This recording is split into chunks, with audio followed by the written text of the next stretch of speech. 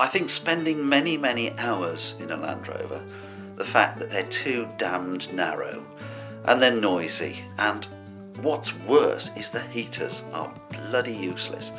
So you can get cold, you can get wet, you can be uncomfortable. What else can I say? Noisy, slow. I kept well away from Land Rovers until I saw this poor Land Rover at the side of the road for 400 quid, and I had a look at it and it was so sad. And I couldn't pass. I had to buy it. And then I had 6 earlier this year, so I don't think I'm really over it yet.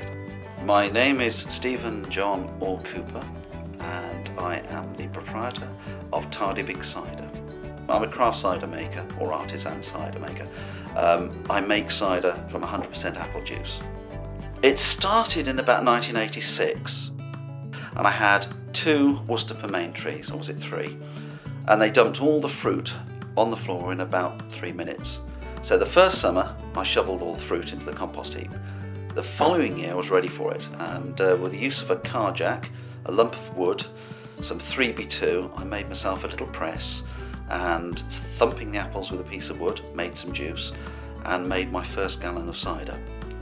It's tasted mainly of old sack, because I used an old sack to wrap the apples in, and that's how I got started. We have got a draft cider, which is sold either in flagons or in 5-gallon kegs and bagging boxes, and then we have the bottled conditioned cider range. The bottled conditioned ciders are very much different. They have a greater complexity of flavour, but also they're going to be on the dry spectrum, and by and large the British public doesn't like dry cider. Even certain ciders which are advertised as dry have more sugar in them than my sweet cider. First of all, catch your apples. You need apples to make cider. Then you have to mill the apples to break down the structure of the apple, and then you need a press. You don't need a lot of pressure. The press I've got at the moment is only a 50-ton press, but you need to break them down very thoroughly to get the juice, and it's the juice with which you make cider. And people tend to think crushing the apples is cider making. I tend to think of it, that is getting the juice, that's the raw material I need to make my cider. And then the skill of cider making comes in how you guide and make the fermentation take place. It's not bad at all. My Land Rovers for this business have a number of functions. Let's start 1. They fetch apples. So the big long wheelbase, we can throw quite considerable weights in the back. So the big black one I use for fetching stuff. It's a very good tow vehicle because it's powerful. We use a long wheelbase which is kitted out with a roof rack, with a built-in bar, with a built-in awning. That's used for doing shows where we sell our cider to the public. If it's going to be muddy, we take that one. If it's a good show, we'll take 2 vehicles, and the black vehicle becomes the stock vehicle because it can take a lot of weight. Then all the equipment and chairs and lightweight stuff goes into the big blue Land Rover that you saw up at the top. Florence is our Series 2. It's got a winch on it, and we use Florence principally in the winter for doing the tree work. We've had a programme in the last 3 years of cutting trees down that affect the light that go into the orchard.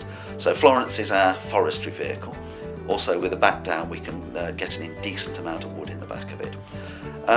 Tarquin's for bumbling around. Tarquin is our short wheelbase, but it's got a Ford Transit engine in. The very simple 2.5 DI. It's used for trundling about, fetching and carrying. It's just Tarquin really. And if anyone knows the classical reason for it being called Tarquin, it's because somebody once said it was a super bus, but that's a bit of a classics joke. I don't know if any of your readers will get that.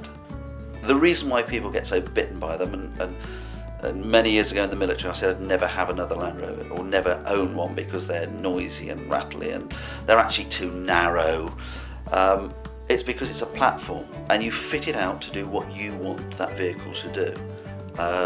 The vehicles for the shows, okay, it's not particularly powerful, but they've got a 180 watt amplifier in them. They've got inverters to run mains powered equipment. They've got mixers, so microphones can be used. We can play music to support events. We can provide microphones if people want to have musical instruments mic'd up. We've got lighting sets on them for running at night. So they're vehicles that fit the purpose we want, and I think that's part of the attraction, that most people make their Land Rover their personal vehicle. It's what they made it.